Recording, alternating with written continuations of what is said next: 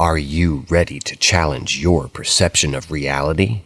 Paranormal M is here to push the boundaries of what we know. Subscribe and tap the notification bell to expand your horizons with our collection of captivating supernatural stories. Uncle's Encounter with a La Diablesse. La Diablesse is a character in Caribbean folklore. It's a human woman, usually having an attractive body and clothing, but a hideous face, which she keeps hidden. She has one human foot and one cow hoof. She lures males into the forest so that they get lost and can never find their way back, so they end up dying either by getting eaten by a wild animal or by some other gruesome means. This happened in Trinidad in the 80s. My uncle was living in the house that I live in presently, my grandfather's house that my mother inherited. In those days, it was my grandparents and their 8 children. My uncle was one of the older siblings and would work late-night shifts, so he would return at home between the hours of 11 p.m. and 1 a.m. Now, my street then wasn't as developed as it is now. There was a lot of bush and forested area, with a few houses scattered in between.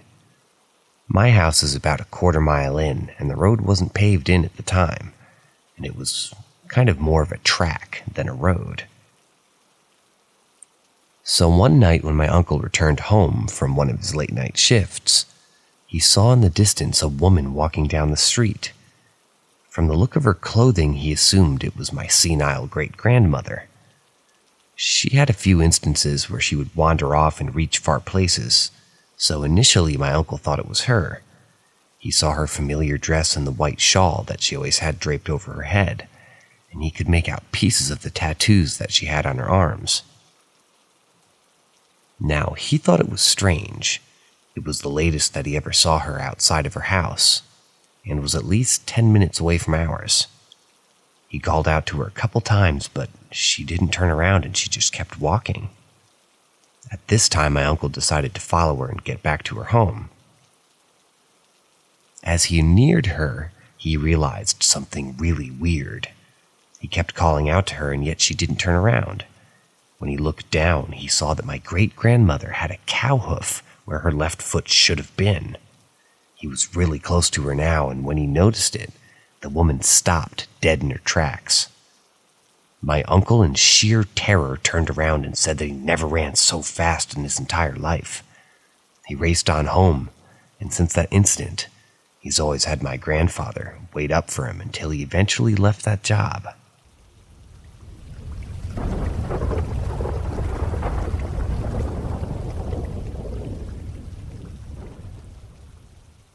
Gwen tried to get me to play. So I'm from Trinidad and Tobago, located in the Caribbean. According to our folklore, a Gwen is the spirit of a child who died before baptism. They have no faces except for an O-shaped mouth, feet turned backwards, and a large hat. They usually lure children into the woods so as to make them lost and die. They also tend to be present at rivers and bamboo patches. Growing up, my grandparents and elder relatives would always warn me about them, considering that I live near a forested area and there's a river right behind my house. They used to say if Gwens heard somebody call your name, that they can take on the voices of those persons and use it to lure you in. I usually ignored their warning and would play close by the river by myself because I was an only child back then. One evening when I was about 10, I was in my hammock in the patio. And note that I had a clear view of the river and the bamboo patch from where I was. It was around 4 p.m. when I realized the atmosphere suddenly turned eerie. The wind stopped blowing. The trees were still as fuck. Not a sound could be heard from any animals. The street I live in became too quiet, and it was like it was frozen in time. While rocking in the hammock, I heard my mom suddenly call my name. It was as if she was shouting, and she just kept calling me for 2 minutes straight until I shouted back, "All right, I'm coming." Now, this is where it gets weird. All the time she was calling, it was coming from the direction of the bamboo patch across the river. I was confused as to why my mom would be there, but my gut told me to check inside the house first. Walking through the house, I could still hear her calling me until I reached the back room and found my mom doing laundry. I asked if she was calling, and she said she never called me. I looked out the back door and the calling stopped. I asked my mom if she heard somebody calling my name, and she said she heard nothing. Since then, I stopped playing outside, and I had never heard my name called again, at least not from the other side of the river.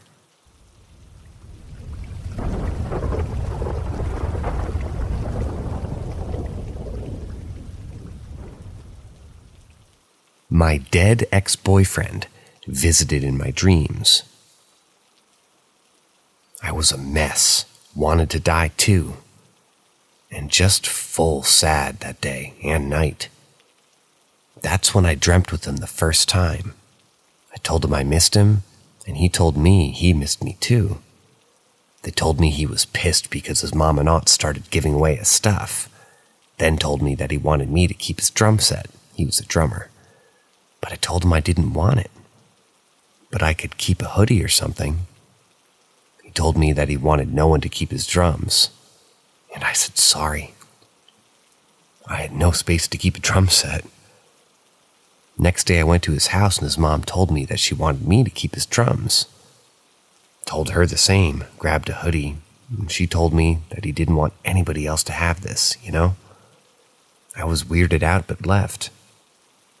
Next day, the house was robbed, and they just took the drum set, a PlayStation, and some food. Weird. Then he came back a couple of times just to walk and talk, and one of those times he told me that his mom and aunt were all creepy, logging to his Facebook and MySpace account, and he was pissed again. I laughed and told him, well, maybe it's their way of dealing with all this. He told me he didn't care but wanted me to change the passwords. I laughed again and told him that I wasn't going to do this, but insisted and gave me the passwords and told me what the password that he wanted both accounts to have. It was just random numbers and letters. Days passed and I haven't dreamt about him in maybe a week or two. Funny thing is, I remembered the passwords. I'm easily distracted and I forget things in a matter of seconds. So I decided to do it. I changed the passwords to see if maybe with this, he would come back in my dreams. I logged in and changed the passwords to the random numbers and letters that he provided, and just as I clicked save or whatever, I forgot those passwords. Days later, I went to his house and his mom told me someone changed his passwords. I felt really weird but said nothing. Last dream I had, we were laughing and talking.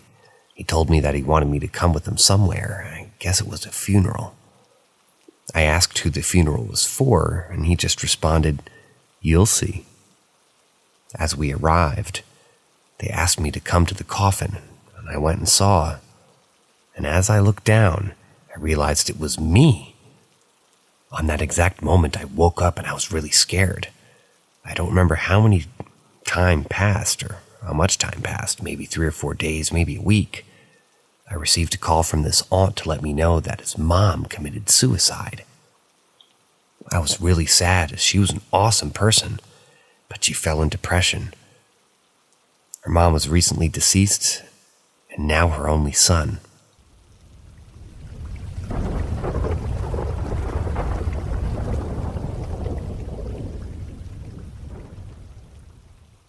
I think I have a Civil War soldier protecting me. It started a few months ago. I want to say November, but I'm not sure. I'm a theater student at a pretty small school in a smaller town, but it has a lot of history. Most notably, the college I go to is very old, and it used to be used as a Civil War hospital way back in the day, but that's beside the point. In November, my teacher had the idea to make some monologues based on some of the people who have passed in our small town. The role I was given was a soldier, a Confederate. His name was Abraham Jurganus. The monologue was that a friend of mine and we were playing these characters in a funny way. Abraham was mad that he didn't die in battle, and he was complaining about it. Him and several others died of smallpox. It was funny, but never sat right with me. That wasn't the weird part, though. One day, me and my girlfriend were bored and decided to go to the graveyard to find Abraham's grave, figure out more about him, and do some field research for the show. We get there and we go over to where the Civil War graves are, and I found him. His grave was renovated and looked considerably nicer than the others. I found out that he was private, which meant that he was no older than me, maybe even just as old as I am, 19. But I also realized that he died on Christmas Day, which is awful. But I kneeled down to put some flowers down and just said something like, "I respect you even though I'm playing you in a humor-like tone." I did it because, well, why not? And ever since that day, strange things have been happening.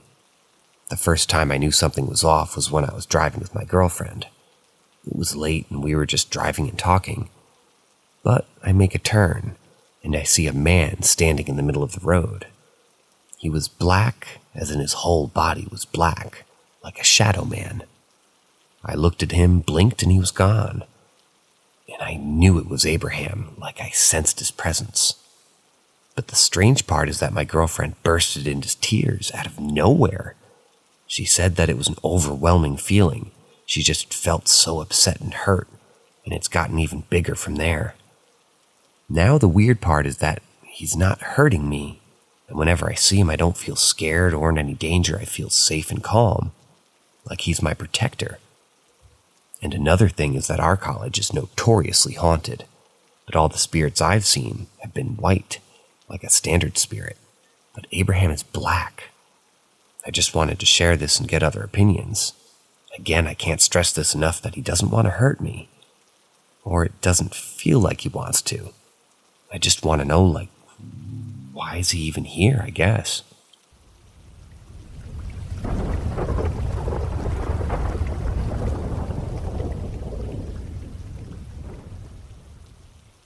Ouija at the park.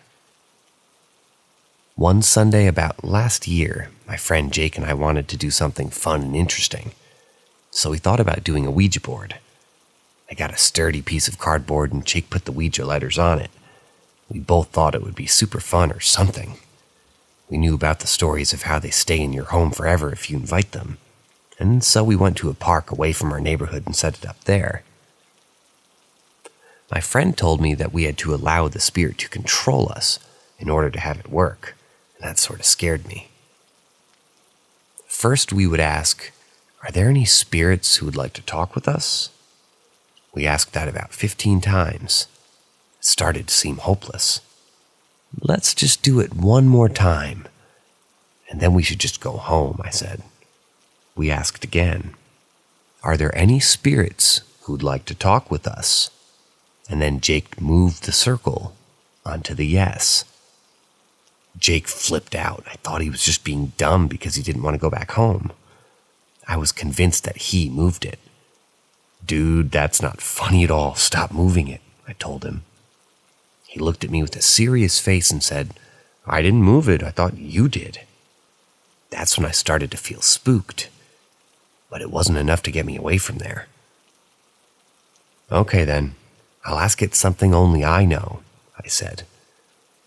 I thought about my room. I had an old steelback iPod Touch at the bottom of my desk drawer, and I knew Jake didn't know about that. So I asked, "What is in the bottom desk drawer at my house?" And we spun the circle around on the board. It started to spell out I-P-O. I took my hands away and yelled, "Jake, did you go through my stuff?" He just looked at me in disbelief. "You're pranking me, aren't you?" he asked. That's when I realized this whole thing was real. "We're talking to a spirit?" Jake realized. Then we asked in a bunch of stupid questions, stuff like, "What am I thinking?" It would tell us correctly every time. We asked its name and it said, "John." Then we asked, "Are you a peaceful spirit?" It said no. Then we asked, "Do you want to hurt us?" The circle slowly moved to yes, "Holy frick, man," Jake said. "I don't want to do this anymore." Jake stood up, and I was glad that he said that because I felt the same. We tossed the board into a gated area and ran back to my house. On the way, we passed a person walking their dog. The dog barked at us like crazy. I've never seen a dog barking so badly. That night I couldn't sleep. I kept thinking about that spirit. I thought it was in my room. I don't know if I thought about the spirit enough to make myself feel it in my own home, or if it was actually there. It was only a hint of a presence that I could feel, so I was unclear. A week later, I couldn't feel it anymore, and to this day, April 24th, 2021, I haven't felt it again. Don't mess with Ouija boards unless you want to screw up your life. We must have gotten lucky.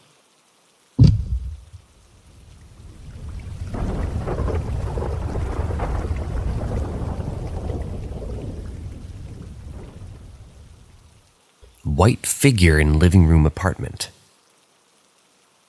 When I was in 6th grade, around 12 weeks in of school, my family and I moved in with my aunt, my mom's sister, only because my parents were going to invest in starting their own business, so this led to spending as little as possible and saving more. Things didn't work out between my parents and it led to a divorce. My mom got her own place and my dad was still renting a room from my aunt's apartment. I had been living with my aunt until I graduated from middle school, and it was just about time for me to enter high school until both my dad and aunt moved out and went their own way. This encounter occurred sometime between 2014 and 15. I was around 13 or 14. I'm just estimating since I don't quite remember the exact year and grade I was in at the time. Moving along. It was a weekend, the morning, and my aunt and her family were on their way to the church. I decided to stay home and not go with them since I always found church boring. No offense. "We'll be back later around the evening," my aunt said. As soon as they left, I put on Netflix. Relaxed, eating some chips with no worries in the world. I was watching Malcolm in the Middle, and I had my cousin's dog next to me on the couch sleeping. And eventually, a few episodes throughout the show, the dog decided to go into my cousin's room and sleep on his bed. As a habit, doors would always stay open from our rooms. A few hours go by as I'm watching the show, laughing, and suddenly my door slams shut. I assumed it was the air coming in from the window, but the odd thing was that I had my windows closed, so there was no way of the air coming in from anything other than the living room windows. I ignored it and said to myself, maybe I did leave the windows open, doubting myself. Shortly after, my cousin's dog starts barking for a quick 5 seconds and stops. A white lady-like figure appears from behind the wall, from the hall of our rooms. It was visible even though I was looking at it from the corner of my eyes. I ignored it and immediately thought that I was just tripping balls. Its head was becoming more visible as it was peeking. Skin was as white as paint with large black eyes and really long, wet-looking hair. I turned to look at it, and it hid. I go back to watching the show and once again peeks out once more. This time its hands were grasping onto the wall, and it showed its face up to its nose. Hands so white, fingers long and clear. At this point I looked back towards it again, hoping that it would just leave me alone. It hid. I immediately opened the front door and called my mom, letting her know what happened.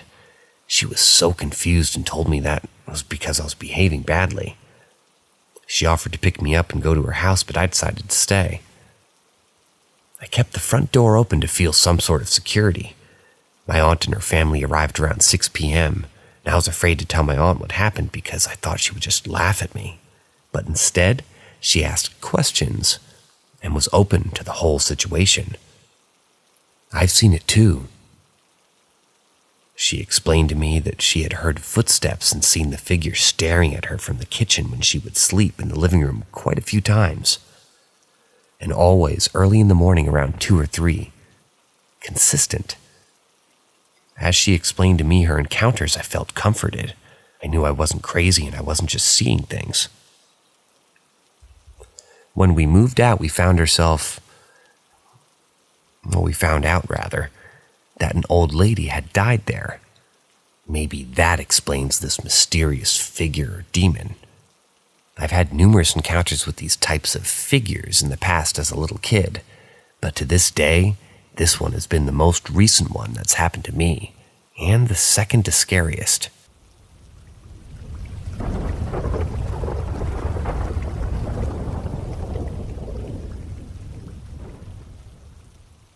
We had the same nightmare.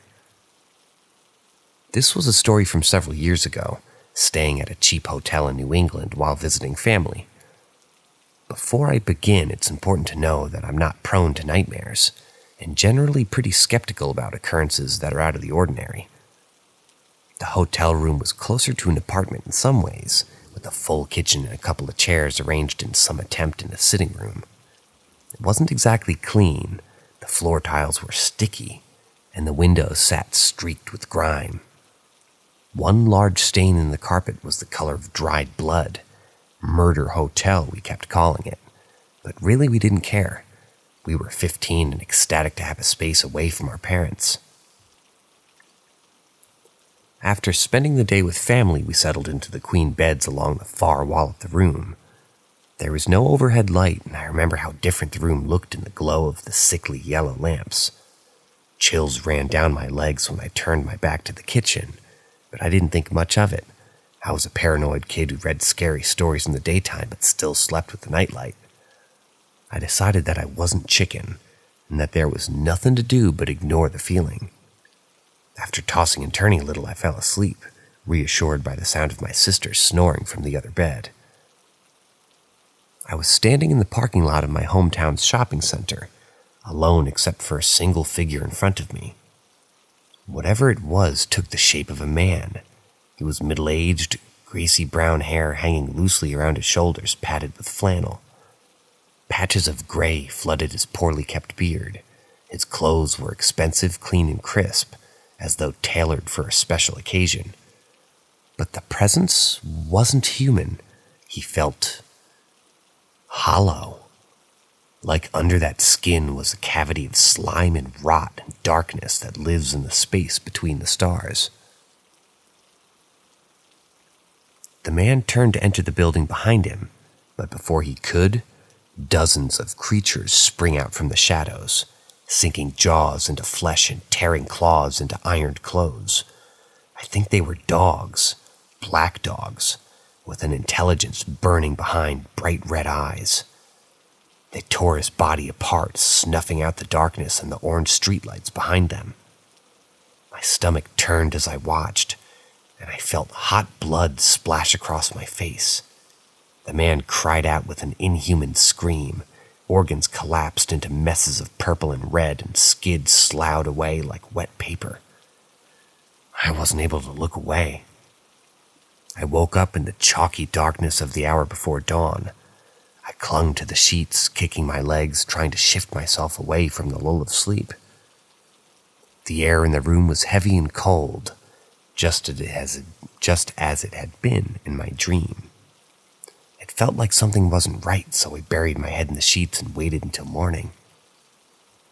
We stayed at the hotel for 2 more nights. Each time I closed my eyes, it was the same man, standing outside of a familiar place, and each time the dogs were there, waiting to tear him limb from limb. I began to dread sleeping, but even the dream seemed safer than the alternative of lying awake. As we packed on the last morning of our stay, my sister mentioned that she had been having nightmares as well. She doesn't remember as much as I do, but she was equally terrified that there were no dogs in her dream, but there was the man, the exact same man. I don't know who lived in that hotel room before us, or what making in the dark. It's possible that something terrible happened there, or that I gave myself a bad dream and simply missed my own bed. I think if the man had been allowed to go inside the buildings, we wouldn't have been safe. I haven't seen or heard from either of the entities in the dream since, and I think I can live with that.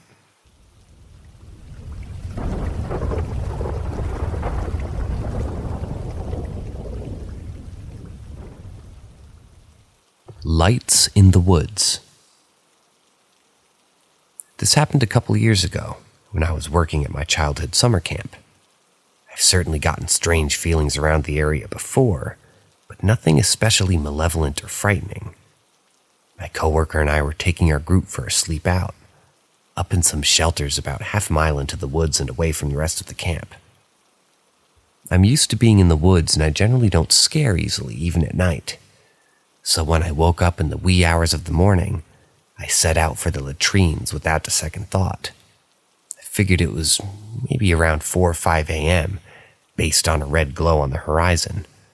The light fell softly through the trees, illuminating the path and the color sides of the shelters. The walk was only a few hundred yards, but felt longer with only my flashlight. I was about halfway there before I heard something behind me. Again, I know those woods. I know what most animals in the area sound like. From the camp's horses to the local family of black bears. Whatever this was, it was huge. Its presence seemed to close in on me from all around, and I could hear twigs snapping, vines tearing, mud squelching underfoot. I'm not fast, and I knew that running on the uneven path in the dark wouldn't get me far. So I walked. I walked like I owned those woods, slowly and deliberately until I reached the light on the side of the latrine. The presence has faded. I was even starting to feel good, confident, like I could keep going, keep walking through the dark woods until I reached the sunrise. I had to tell myself to stop, to turn where I meant to turn, and I eventually returned to my shelter and I fell asleep. Maybe I would have forgotten about it all, if not for that sunrise. I've watched so many sunrises over the lake, I should have known better. That red light in the woods wasn't in the east, where it should have been. It was out by the western side of the pasture, blood red, and a little too bright from what I was pretending to be. The more I think about it, the more it felt like I was being herded somewhere. I haven't met anyone with a similar experience, but my friends have theories from fairies to alien abduction. I'm not sure what I believe, but I'll never go to that part of the woods alone ever again.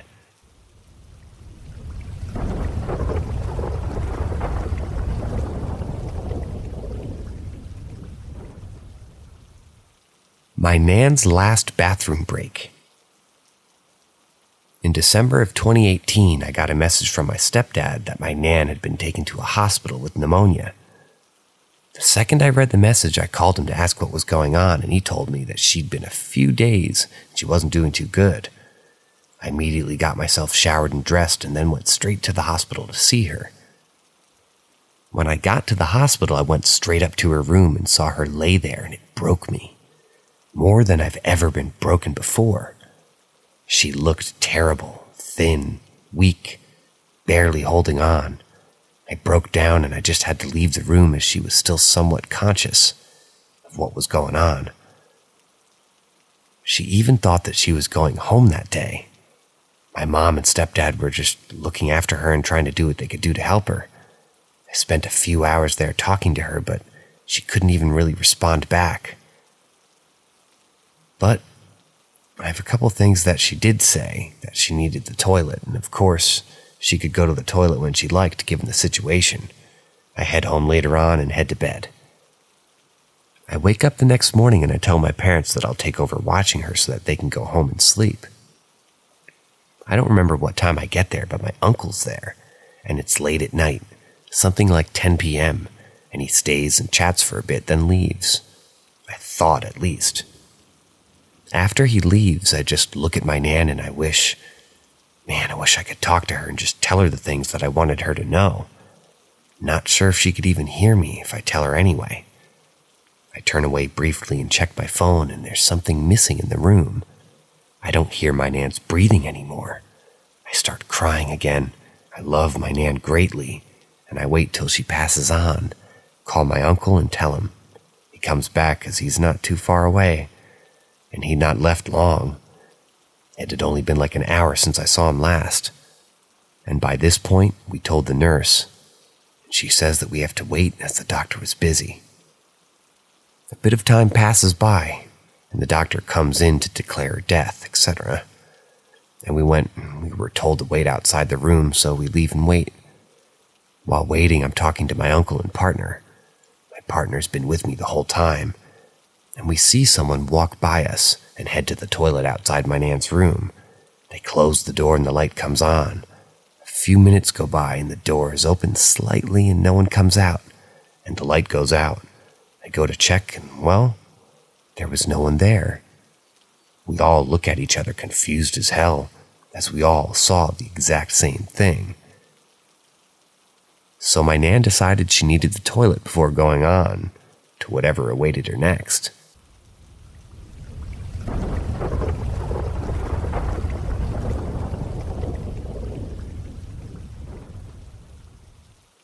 Backseat native. I'd say around 2004, a friend of mine decided to move out to Seminole Indian Reservation and bought a house in town called Naples, Florida, off of DeSoto Boulevard. At the time, this road was a narrow dirt road, and only a few homes off of said road. Middle of nowhere and deep into the woods. Beautiful home, just very secluded. He decided to have a housewarming party, which lasted well into the next morning. I was the guy that got to the party first and was usually the last to leave. I'd say that there's about 20 of us. I was spent and decided to leave around 3 a.m. or so. So I said my goodbyes and I took off, starting my journey down this dirt road. Mind you, no street lamps, and you're literally in the middle of the bush. At the time, I was really into cars, and one of my favorite upgrades was the audio system. Highs, lows, and mids. Thousands of dollars worth of audio equipment. Young and dumb. Anyhow, I'm driving down this road at about 30 miles an hour, windows down, music annoyingly loud. I got about to the halfway point of my journey when I felt a slight push against my seat, almost as if a small child kicked the back of the seat.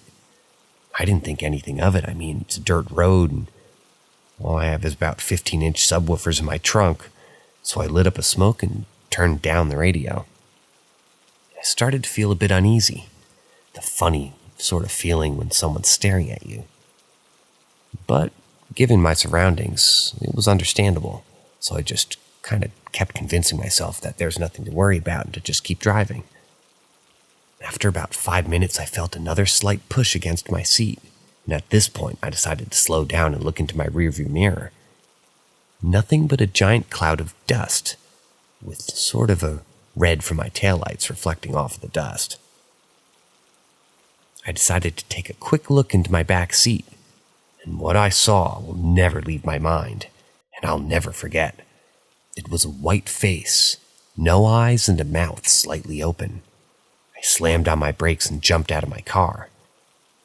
Now picture yourself in my shoes, dirt road, alone, and just witnessed something in your back seat, and the only light is coming from the very thing that you're supposed to feel safe in. I'm panicking at this point. Smoke's cell phone is in the car. After about 10 minutes outside of my car trying to collect myself, I decided to approach the car. And of course, nothing was in the back seat. So I cautiously just sort of jumped back into my car and floored it. Grabbing my cell phone, trying to call anyone that would answer, and of course, no phone service. I didn't care about the speed limit, cops, or anything else for that matter. After about 20 minutes of recklessly driving, I got home. My mother was in the living room as I ran into the house, and she said the most appropriate thing possible when she seen me. "You looked like you've seen a ghost." I was pale white from head to toe. I sat down on the couch and told her about my little encounter. Like a good mother, she waited till I got home before she went to bed. So a few hours later, no sleep, I went back to my car to check for any damage. And of course, the back seat, nothing was out of the ordinary.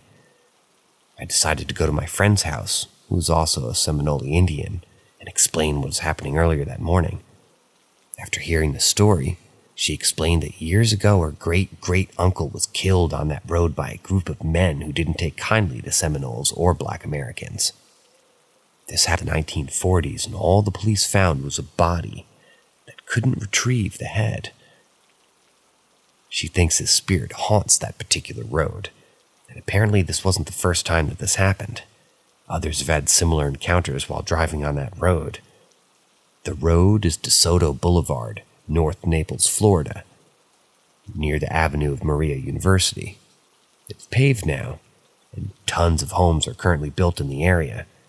I've tried to find police records, but in those days, in the Deep South, not very many incidents were documented, especially that of natives or Black Americans.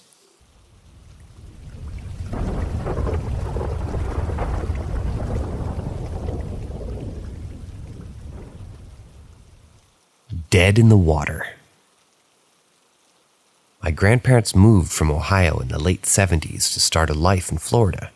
An opportunity to manage a ranch was a dream come true for them. When I was about 8 years old, I used to visit them once a month for about 2 weeks each stay. Loved it.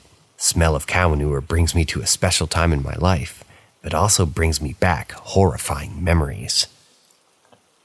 This ranch is located in Florida.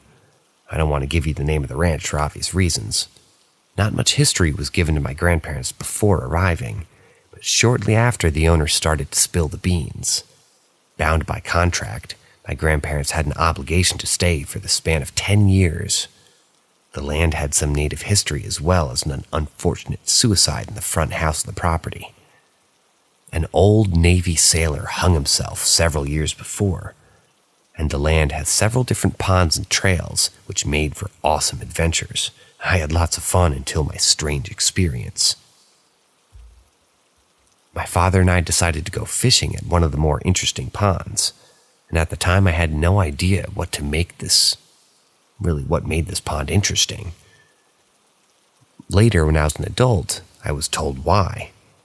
The pond was shaped like a donut and had a small mound in the center of the pond, around 40 feet from the shore from all.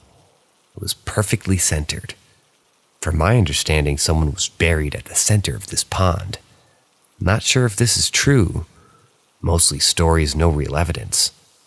Anyhow, my father began fishing, grabbed my small bait caster-sized rod, and began to hook a worm to my hook.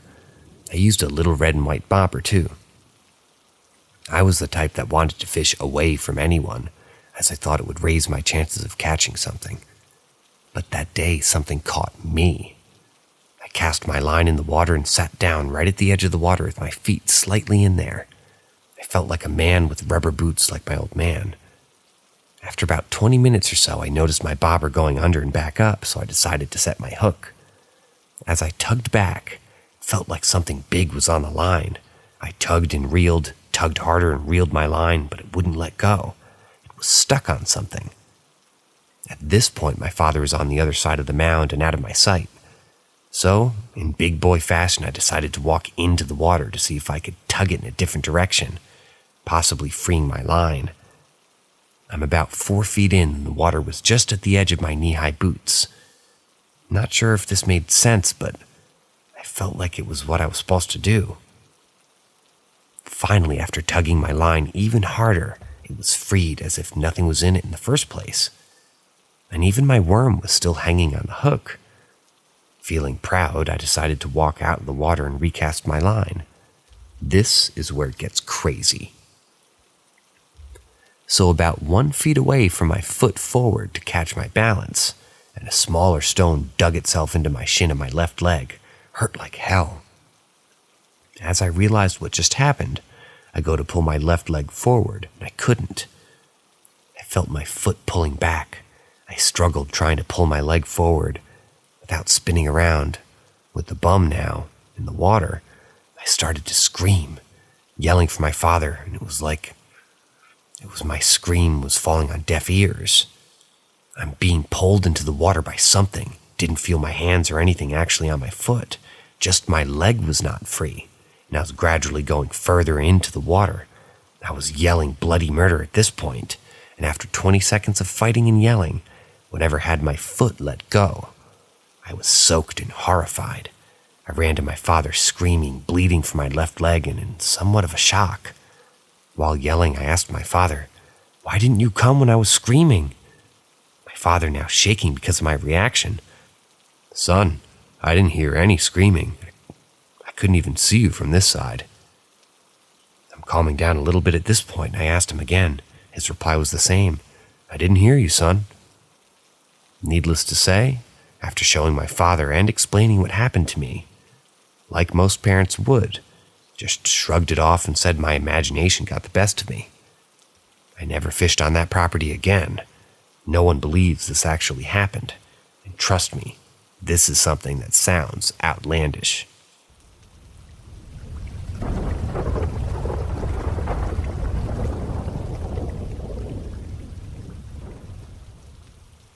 Hitching a ride.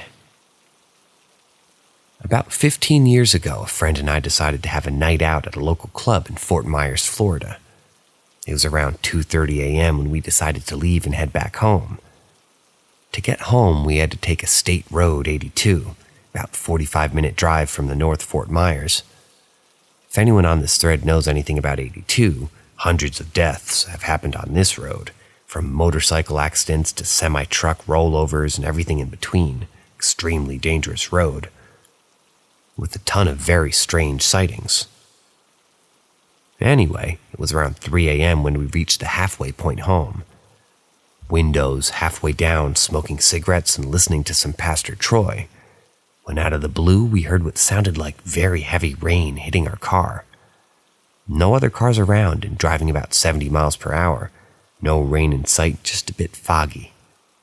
It startled the hell out of us, and it lasted for maybe a second, like we drove through a very tiny rainstorm. We looked at each other and just sort of shrugged it off and kept driving. If you've ever driven down State Road 82, it's not exactly the safest road to pull over if you don't really have to. So we finally reached home and decided to fill up the car and purchased a couple of packs of smokes. I parked next to a pump, and my buddy went to the store to go pay for the fuel and smokes. When I got out of the car, I decided to just check the car and see if I maybe hit something.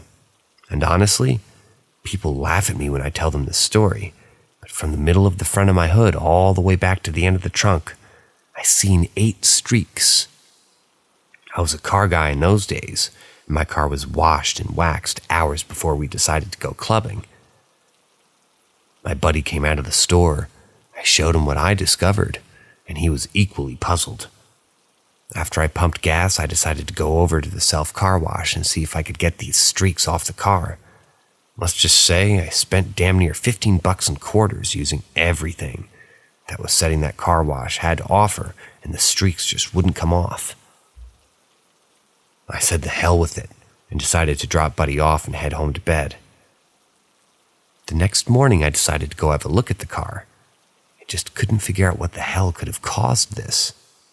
I'd drop over to my grandmother's house to have breakfast, and I decided to let her know what happened. My grandmother is an old Latina woman who's very superstitious and knows quite a bit about Santeria.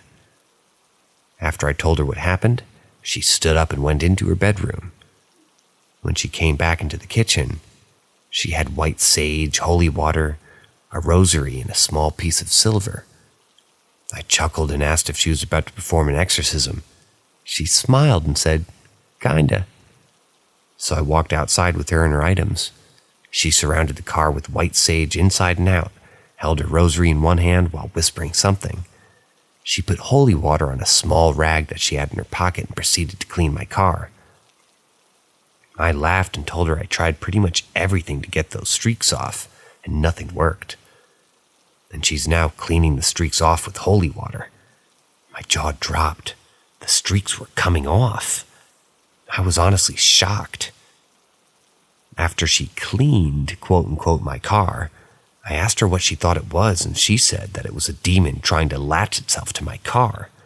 To this day, I'm still haunted by this and wonder if she was actually right.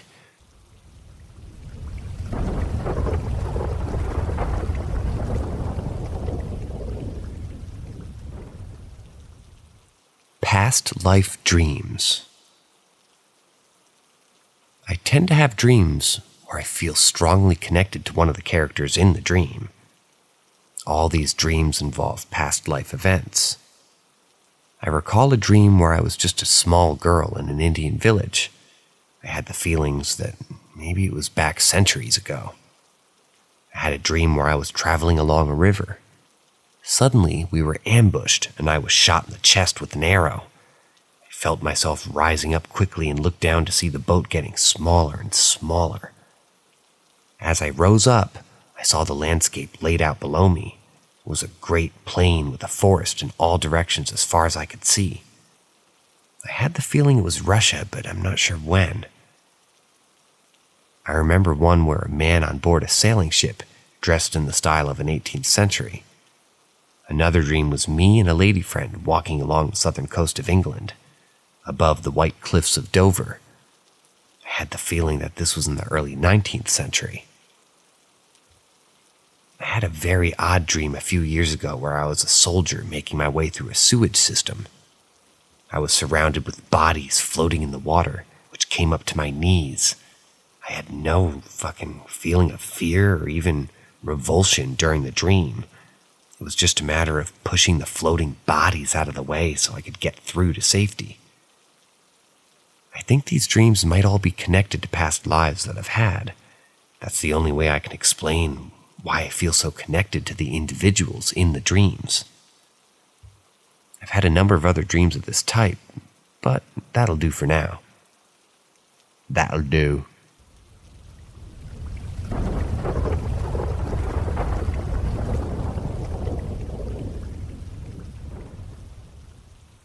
Did I invite something into my apartment? My first post here, but I felt the need to share, lest I go crazy. I've been a paranormal/witchery follower for my entire life. It's interesting, and it's led to quite a few minor experiences. My mother, who's had many more experiences and has more knowledge than me, always warned me not to mess with things, and until now, I really hadn't. As a short background, I recently moved into my own apartment, and I've been super stressed due to uni life. Looking for a way to de-stress, I was scrolling through TikTok and found a video about manifesting by putting yourself into a trance-like state and willing a connection. It honestly seemed like a good idea at the time. I did it, nothing happened, but I felt calmer, so I continued for a few weeks. A lot of the time with nothing specific in mind, just putting myself in a trance and reaching out. One time I felt a sudden sharp pain in my wrist that snapped me out of it immediately. No outside injuries, but it continued to hurt throughout the day. After that, things started getting weird. Phantom pains throughout the day. My plants suddenly began to flourish, then die, especially all my sage. Strange noises like hearing my cat despite him not living with me, or randomly smelling smoke, often coupled with the noises. But weirdest or worst is when I go to bed. As I began to drift into a place between sleep and wakefulness, I become acutely aware of a feeling of someone sitting at the end of my bed, and I swear I can almost see a silhouette. I'll get a burning feeling in my legs, like something hot's being held against them. Sometimes it's widespread across my whole calf, or it's just smaller pricks around my knees. Once it even felt like something wrapped around my ankle and pulled along with the sound of laughter. Being alone, this is something that's actually starting to creep me out. I don't know if I'm just connecting weird separate occurrences, though.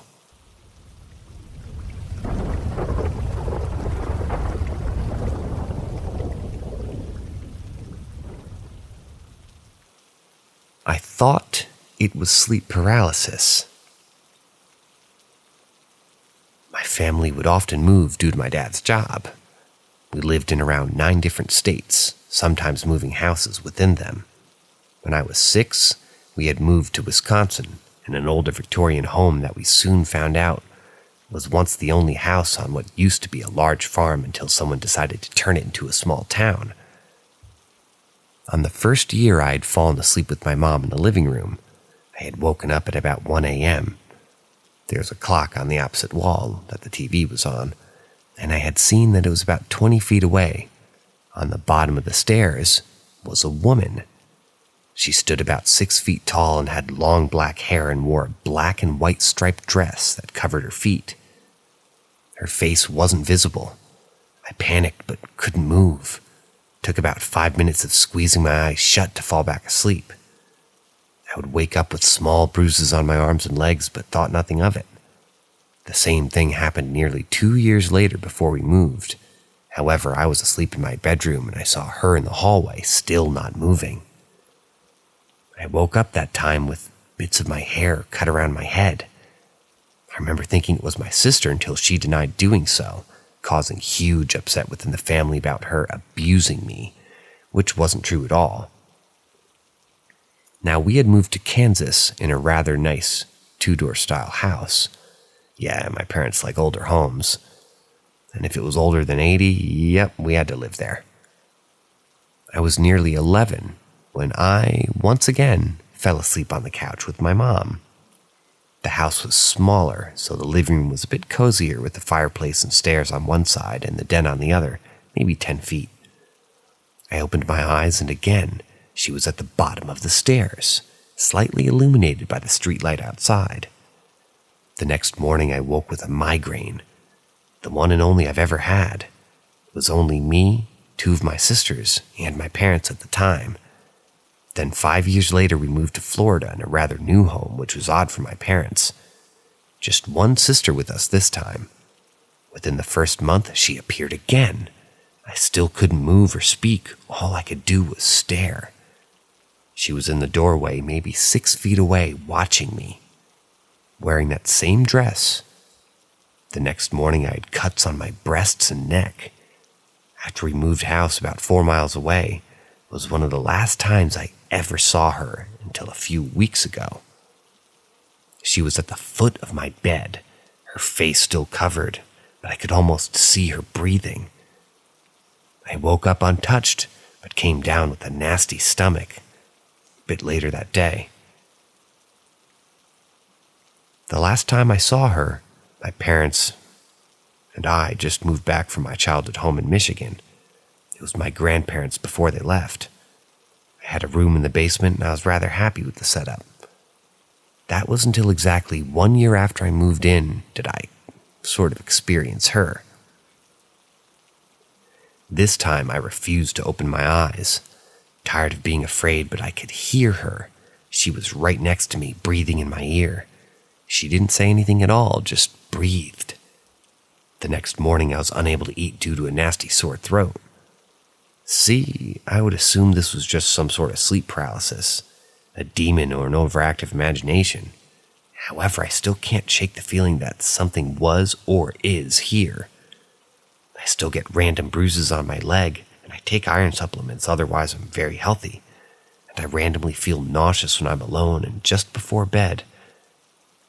It's something I've gotten used to, but I always get a creepy feeling on my neck when I'm alone. I still panic when my parents leave, and I sort of fill my work and school schedule as much as possible to avoid this. I don't see anything wrong with my surroundings, and it only affects me.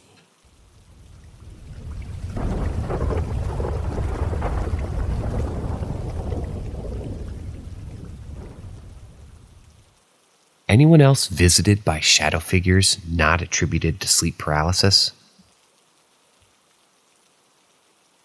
Starting when I was 19 up until my late 20s, I would be pulled from a deep sleep to find what appeared to be a humanoid standing above me at the side of my bed.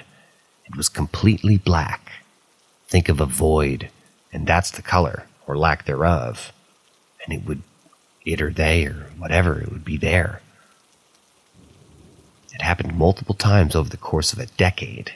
A lot of times I would just jump into flight mode, my heart racing, and throw my blanket at it, thinking it was an intruder, that the blanket would distract them long enough for me to get the upper hand. But every time I threw the blanket, it would simply flop to the ground. I remember every time I saw it again, and I scooted back in bed until I was practically sitting on my ex-significant other's head. She was pissed off at that. After each experience, I would lay in bed until I calmed down and then sleep the rest of the night. I've also seen a swirling mass of shadows on the floor one night after waking up, but I chalked that up to a friend telling me about how he experienced that and my brain tricking me. This happened in different dorms and houses and apartments and states, so I don't know really what was happening. Hasn't happened in quite some time, which I'm thankful for. I also remember my friend from high school who has roots in Southeast Asia telling me that when spirits come to you at night, if they're at your bedside, they're just visiting. But if they're at the top of you, it's bad news bears. Luckily, I've never experienced the latter. I've always been attuned to supernatural stuff, and so that's how I explain it to myself.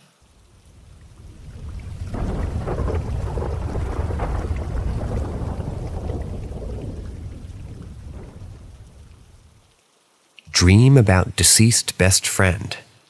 You can always call me. 9 years ago, I lost a lifelong best friend to suicide. The years since have been difficult, but over time, I've made peace with it, and I've been doing all right. During the first few years following his passing, I had several very vivid dreams of him.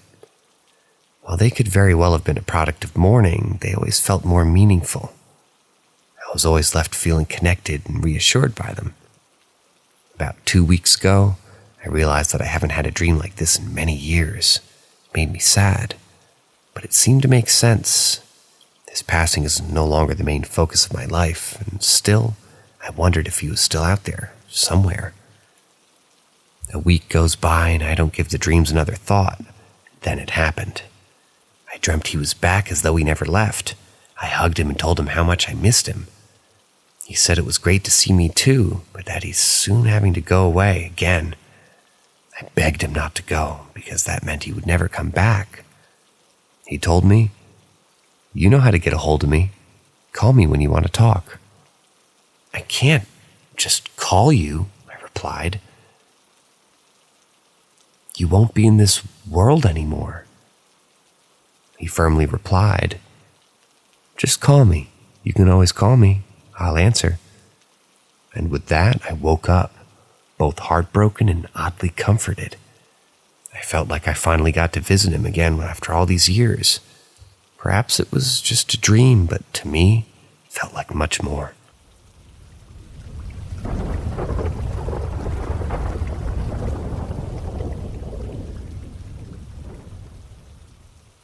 Microdream or paranormal experience. I worked overnights for over a decade at a shelter for mostly mothers and children fleeing violence. Throughout my time working there, I would have clients sharing strange experiences that they've experienced. Meanwhile, it was a different group of people throughout the years, and all firmly believed that the house held a sort of energy or had apparitions dwelling there. I had a few questionable encounters myself. On 2 occasions, I literally felt someone standing immediately in my personal space to the point that hairs on the back of my neck would stand. And when I turned around to say back up, no one would be there. There was one experience in particular that left an indelible mark on my memory, and I'm uncertain if it was a microdream or a paranormal experience.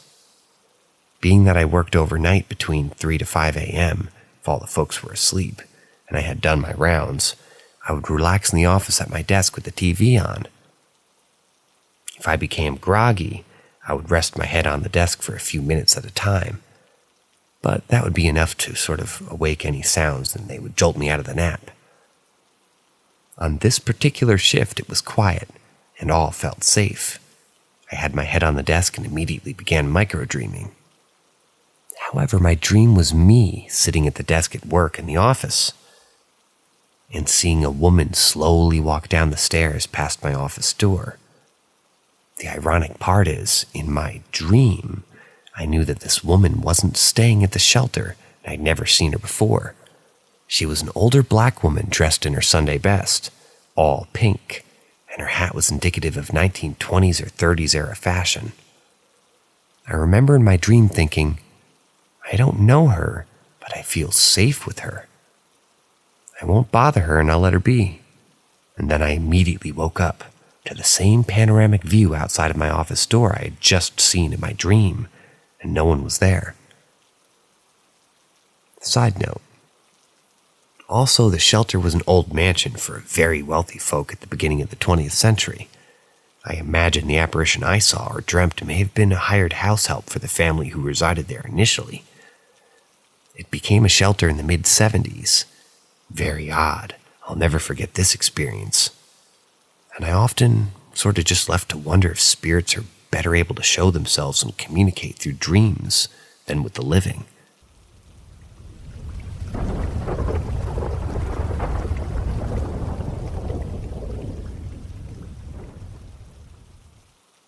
A compilation of life events. My earliest memories, roughly 4 years old.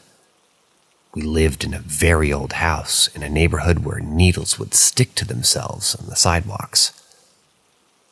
Our laundry was an unfinished basement. To say it was creepy was an understatement. My mama used to take me with her to go do laundry. In fact, I can't even remember a time that she went by herself. She made it a game with me and would carry me in a laundry basket.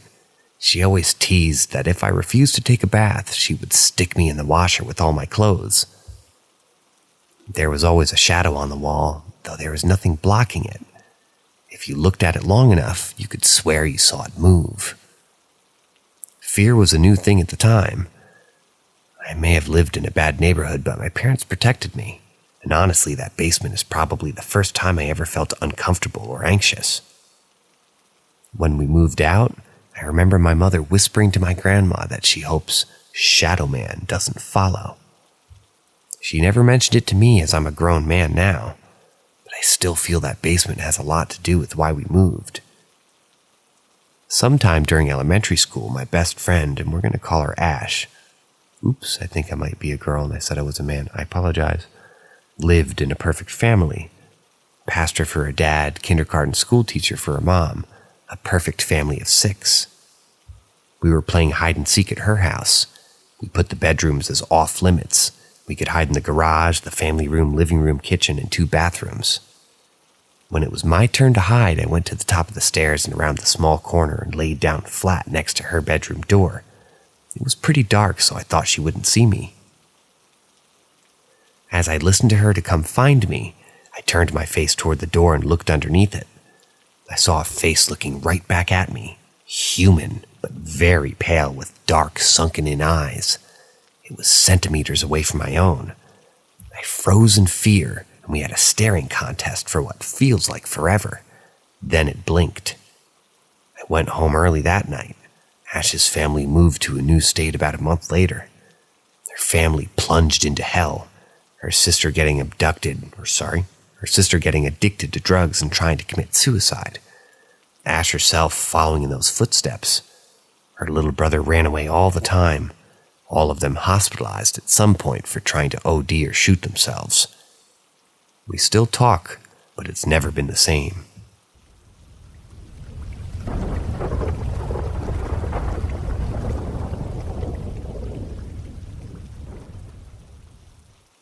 Two years at a haunted apartment.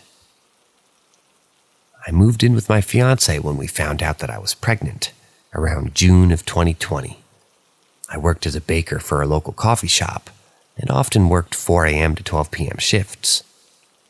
My fiancé worked a lot from 6 p.m. to 2 a.m. shifts. I spent a lot of nights alone. I've always been scared of the dark, but this made it even worse. September 3:45 a.m. My apartment was on the 2nd floor. The building was an old farmhouse that they turned into 4 small apartments. My fiancé and I were the only ones on the 2nd floor, while 2 older women occupied downstairs. There was a door to the basement where we did our laundry. Everyone always shut the door, and it was heavy enough that if you didn't prop it open, it would shut anyway. I parked out back away from the road, so I had to walk past the basement door. The hall lights were off, but I had my phone light, so I didn't mind. When I walked past the door, I noticed that it was about 4 inches open. I thought it was weird, but also not my problem. Just as I stepped out the back door, I heard the basement door slam shut. I blamed the wind. December 3:45 a.m. The doorbell ring just kept clicking on and off. Full charge. Kept showing me videos of an empty hall.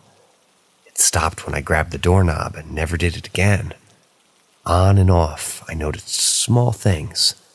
Footsteps, soft tapping, things being moved around, lights that were on when I swore up and down that I turned them off. I blamed everything but what I feared. This last experience is the longest. Afterwards, we turned in our 30-day notice. April, sometime in the morning. My son was about a month old. My fiancé had gone back to work and I was enjoying my infant cuddles. I laid him sort of swaddled in his crib while he slept and took a well-deserved shower. The bathroom light flickered and went out while I was in there, but the sunlight from the window was enough to continue. I was almost done and I was rinsing my face with water, and it got so unbearably hot. I pulled back when I opened my eyes and the shower curtain was completely open and the water was all the way on hot. I started to get scared and I got out of the shower. I wrapped myself in a towel and tried to calm down. Almost instantly, my son started screaming bloody murder. I ran to his bedroom and found his swaddle perfectly open. Not like he had kicked it open, but laying in a perfect square flat in his bed. As soon as I picked him up, all the lights in the apartment went out. None of my neighbors had this problem. I was terrified. I quickly got dressed and got my son in his car seat, went to my mom's till my fiancé was off work. We kept hearing the knocking throughout our 30 days and spent the least amount of time there as possible. I still get anxious when I drive past the old place.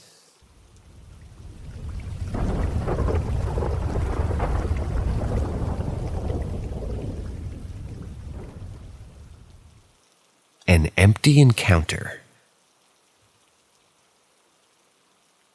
I just got done eating dinner at my parents' house. It was a typical Sunday, and the year was 2013, and I was 22 years old.